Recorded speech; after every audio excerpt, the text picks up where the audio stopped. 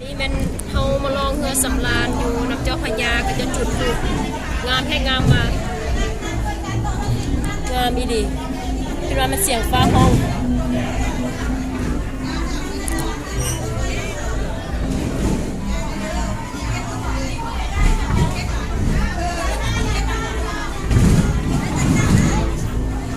การสร้างอลังการงามอีดี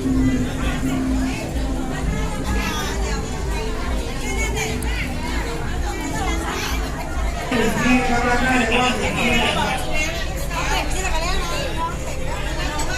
มีโต๊ะแต่ข้างล่างนะครับยกมือให้ดูหน่อยครับเดี๋ยวเราเพื่อนเรามานั่งแทรกโต๊ะนี้ว่างหนึ่งนะครับ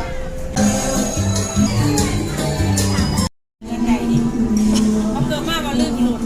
โอ้มีบทเฮียดดิเย็บนะครับ กินอาหารทะเล เย็บ แบบ เราไม่อยากเมื่อยอะไร แซ่บๆเด้อขอให้แซ่บๆเด้ออาหารมื้อนี้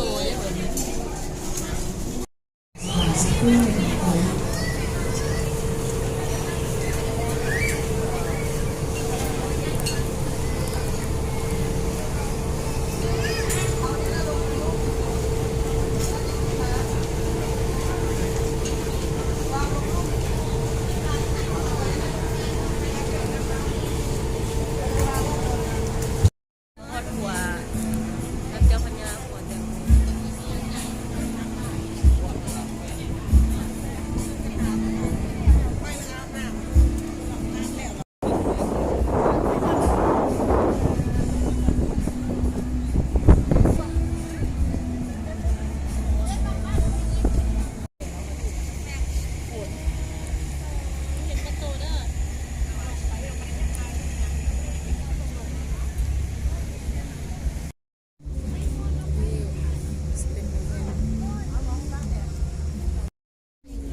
วัด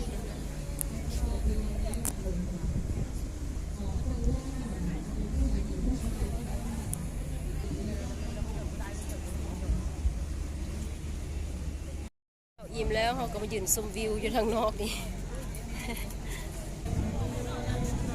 ลองเรือชมวิวกินข้าวแล้วก็มาชมวิวอยู่นอกอันนี้จะเป็นสาวงามไทย ลากลับมาบ้านน้ำตาพังยาผู้สาวว่าเขาแต่งงานหัวใจสั่นบ่มีสิทธิ์เป็นของมันมอบเป็นของขวัญสวยงามแล้วอ้ายที่นี้กระเป๋าใบกลับไปสู่เมืองอีกที คนงามกันไปเลย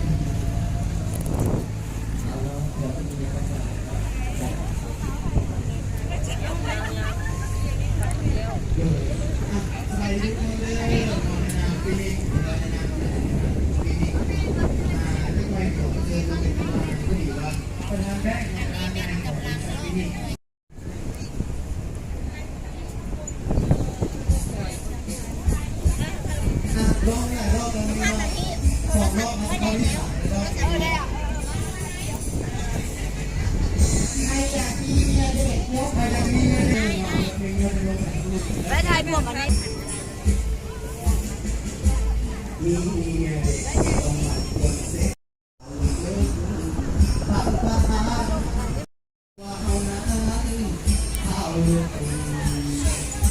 งามงาม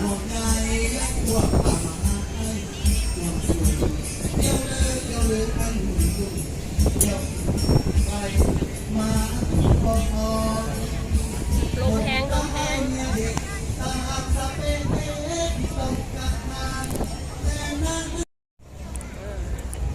สีซ่างามงาม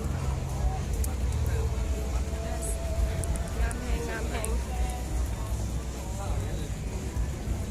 งามไหลงามไหลมาสิงคโปร์ด้วยเนี่ยสิงคโปร์วันนี้สิงคโปร์บักนี่ก็งามใหญ่งามงามพุ่งสีฟ้าเด้อเบิ่งเด้อ